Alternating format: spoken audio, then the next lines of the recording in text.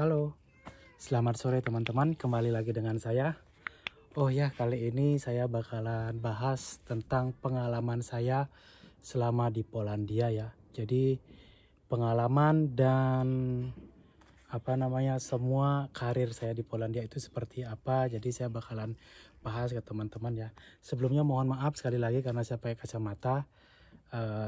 Karena suasana panas, jadi mata saya itu nggak kuat sama sinar matahari. Oke teman-teman ya, jadi kenalin, saya Mary, saya berasal dari Bali.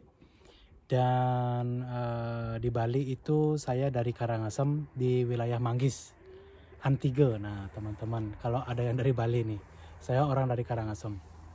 Oke, jadi begini teman-teman ya, karir saya 2012 itu saya datang ke Poland dulu ya, waktu dulu. Jadi saya datang ke Poland itu karena rekomendasi, karena permintaan juga dari salah satu manajer di sebuah hotel. Jadi saya disuruh datang ke Poland untuk bekerja di hotel tersebut. Jadi saya tidak lewat agensi atau lewat mana-mana. Jadi saya pure mandiri. Singkat cerita, waktu itu saya ada teman kerja di perusahaan tersebut, di hotel tersebut, dan teman saya cerita tentang saya ke manajer. Akhirnya manajer kontak ke saya dan kita chatting di email.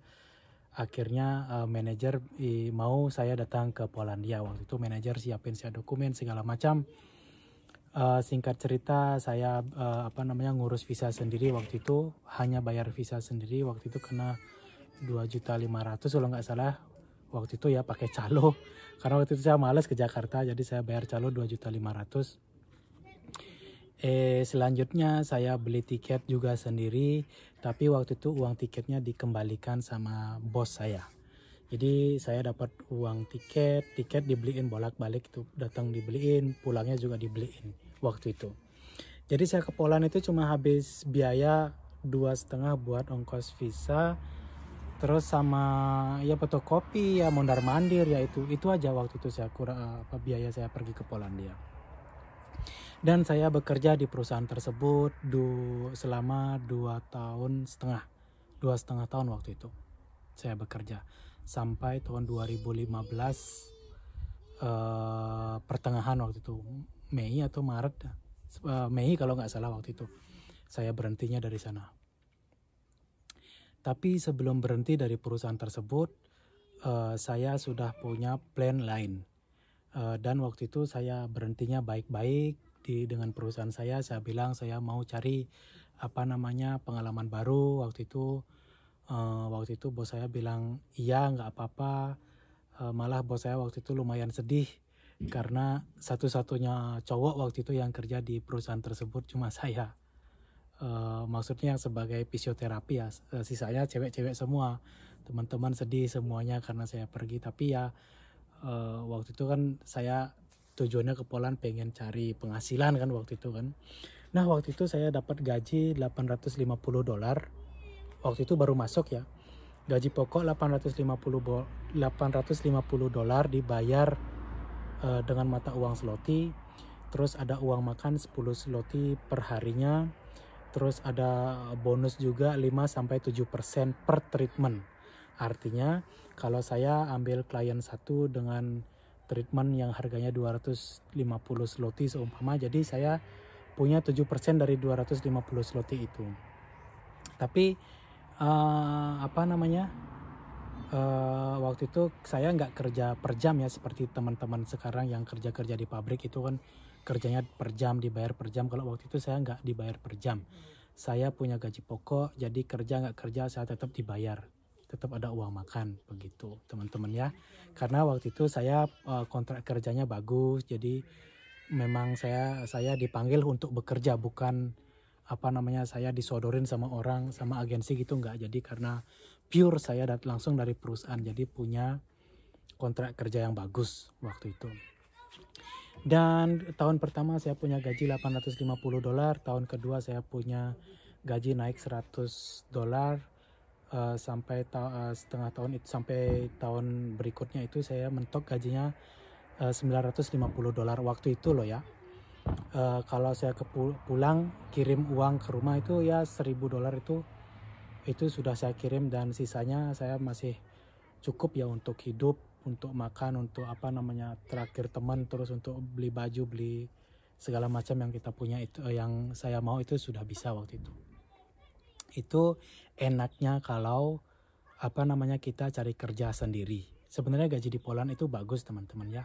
Kalau teman-teman bisa punya skill, terus kalau teman-teman berani, apa namanya maksudnya berani itu teman-teman itu nggak mengada-ngada, kalau punya skill begitu, nggak bilang A tapi disuruh A ternyata nggak bisa, itu kayak bullshit kayak begitu ya, kayak begitu. Akhirnya setelah saya pindah kerja, saya pindah ke apa namanya ke perbatasan Jerman dan Poland waktu itu. Saya kerja di sana selama 3 bulan, cuma sebentar waktu itu. Saya berhenti kerja di sana karena istri saya hamil besar waktu itu, jadi saya balik lagi apa namanya balik ke rumah. Saya nggak kerja, terus istri saya bilang, kamu kalau kerja jauh-jauh dengan apa namanya gaji cuma segitu. Waktu itu gaji saya 3.000 zloty gaji pokok, terus 300 uang makan, terus bonus itu kurang lebih 4.000 zloty lah dapat per bulannya. Di tempat kerja saya yang kedua loh ya, ini resort waktu itu. Sedangkan waktu saya kerja di Krakow, di tempat kerja saya yang pertama itu 4,5 sampai 5.000 itu dapat waktu itu ya. Terus tempat yang kedua itu yang 4.000 itu sudah mentok apa namanya dapatnya waktu itu. Waktu itu sampai istri saya bilang begini, daripada kamu kerja di sana jauh terus hasilnya lebih kecil dari di Krakow, mendingan sekalian aja pergi ke Jerman. Nah, kebetulan waktu saya kerja di tempat kerja yang kedua itu kan perbatasan Poland sama Jerman. Jadi saya sering 1 minggu 2 kali kan dapat libur ya. Jadi saya pakai waktu saya buat jalan-jalan ke Berlin, apa namanya sambil cari-cari peluang, cari kerja di sana kayak gimana jalurnya. Waktu itu saya ada teman juga orang Filipina. Nah, saya dibantu banyak sama teman saya orang Filipina ini.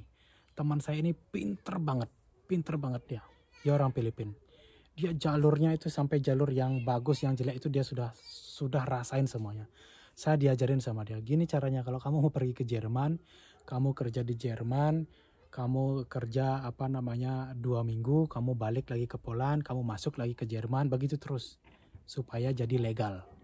Karena waktu itu saya kerja tanpa kontrak. Di Jerman waktu itu saya terima gaji 1.200 itu gaji pokok bersih waktu itu, plus 5% pengambilan klien fee, terus ada uang makan 12 euro per hari waktu itu. Lumayan gajinya di sana. Dan waktu itu saya nggak nyampe 3 bulan saya balik lagi ke Poland karena istri saya ngeluh saya terlalu jauh. Akhirnya saya pikir kerja di Poland hasilnya terlalu sedikit, kerja di Jerman gaji banyak, tapi istri minta saya balik lagi. Akhirnya saya balik lagi ke Poland. Akhirnya saya nganggur selama 1 bulan, dan singkat cerita saya ditelepon sama teman saya waktu itu, orang Thailand. Kebetulan teman saya kerja di dekat rumah kami sekarang ini.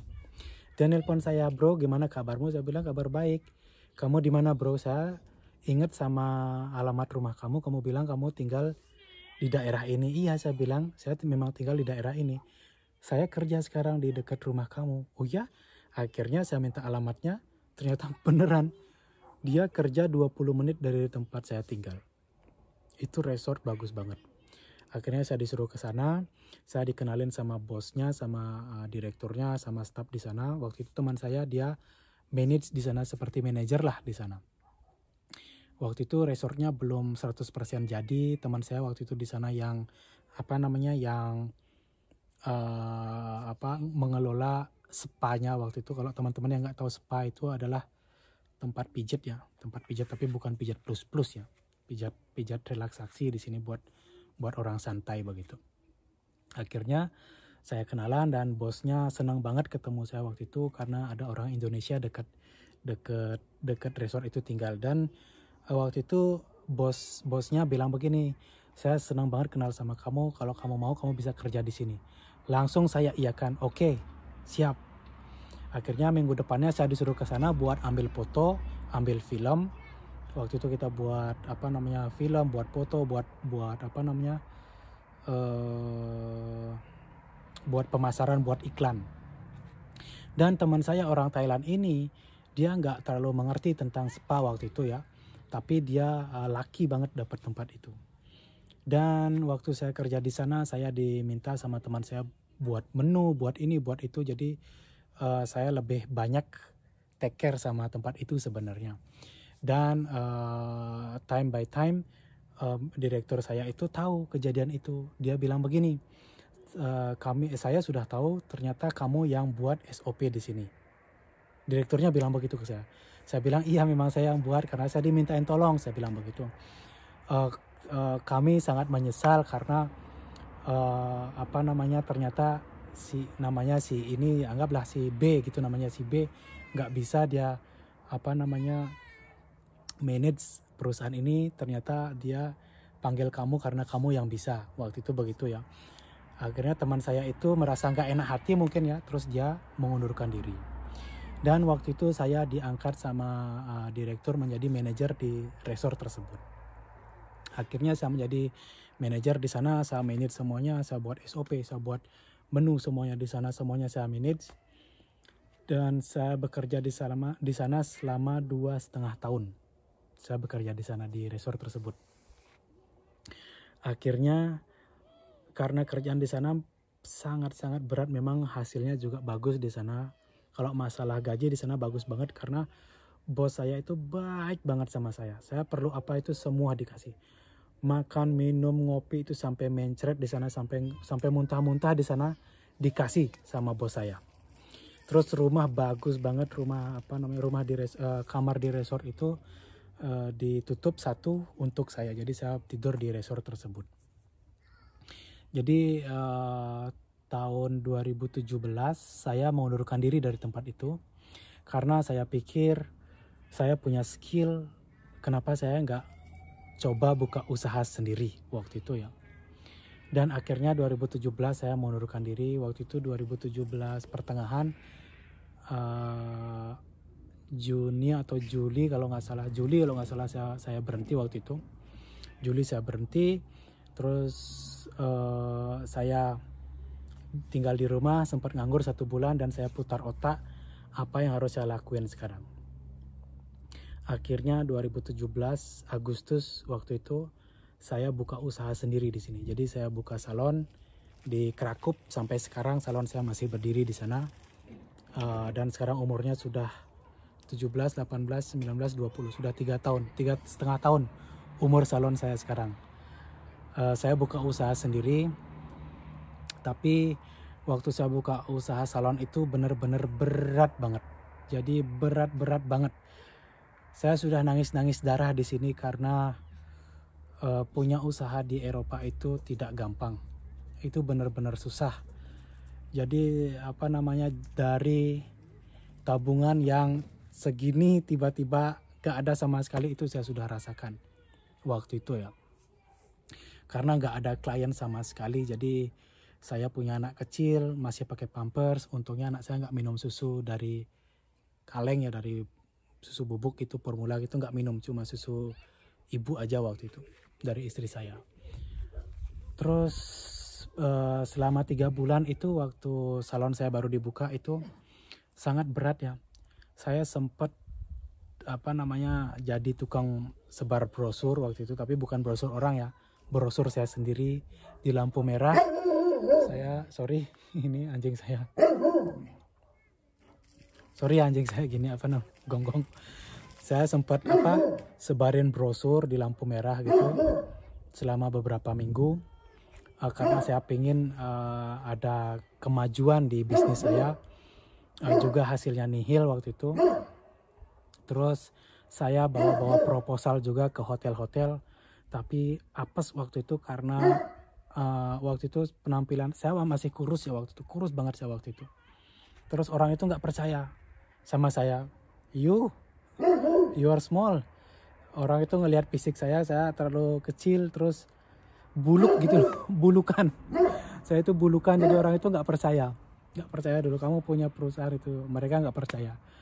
Oke deh, akhirnya pada suatu hari saya pasang iklan di internet. Jadi ada sebuah platform di internet itu buat kita pasang iklan. Saya pasang iklan di sana. Dan dari 4 bulan dari awal saya buka usaha itu selama 4 bulan saya itu benar-benar kacau, nggak ada pemasukan sama sekali waktu itu. Pokoknya udah ngenes banget. Saya sampai nangis, saya di Poland tuh nangis, saya nangis karena bukan apa ya, nangis karena saya punya tanggungan, saya punya anak, punya istri di sini. Terus saya nggak punya uang sama sekali. Itu bener-bener sakit hati lah pokoknya. Udah nggak tahu saya mau ngapa-ngapain waktu itu. Saya sudah berusaha sebisa mungkin waktu itu ya. Dan akhirnya setelah 4 bulan itu saya pasang iklan, dan bulan kelima lewat lagi sedikit, itu hampir 6 bulan. Waktu itu boom, dan usaha saya mulai naik.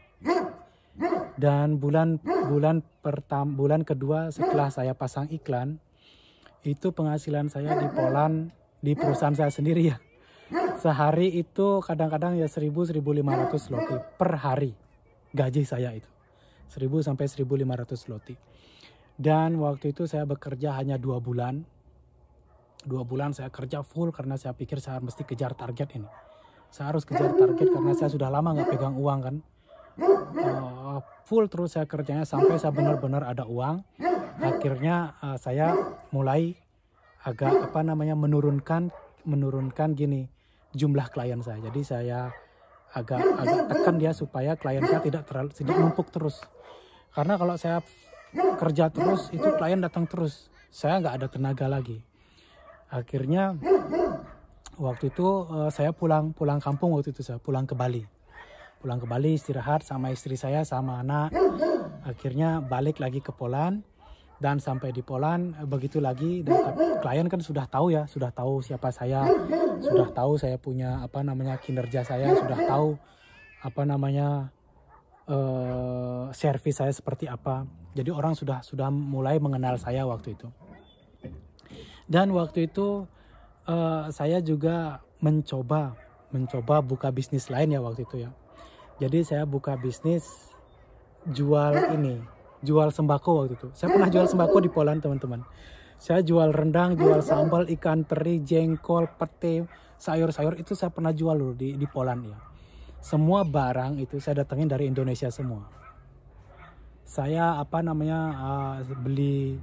beli kargo kecil gitu. Kadang-kadang saya pakai just tip juga. Terus saya jual di Poland. Saya jual sama student, terus sama orang-orang teman-teman juga. Jadi saya kirim ke Jerman, ke Belanda, kemana-mana saya kirim waktu itu. Tapi waktu itu nggak berjalan lama. Sorry anjing, saya berisik banget. Nggak berjalan lama waktu itu karena kalau jual makanan itu cepat basi ya kalau nggak laku. Kalau nggak laku cepat basi. Tapi prospeknya bagus banget itu jual makanan di Poland. Akhirnya saya berhenti jual makanan karena waktu itu dagangan saya juga sempat hilang waktu itu. Jadi saya bangkrut lah di sana, bangkrut saya. Akhirnya karena saya sudah kadung senang menggeluti usaha tersebut, saya ganti produk. Dari jual makanan akhirnya saya jual barang-barang kerajinan tangan.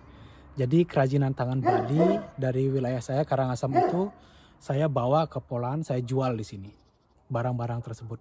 Jadi dulu saya ada supplier dari Bandung, dari Jawa Tengah, terus dari Bali, dari Lombok, itu saya ada supplier di sana.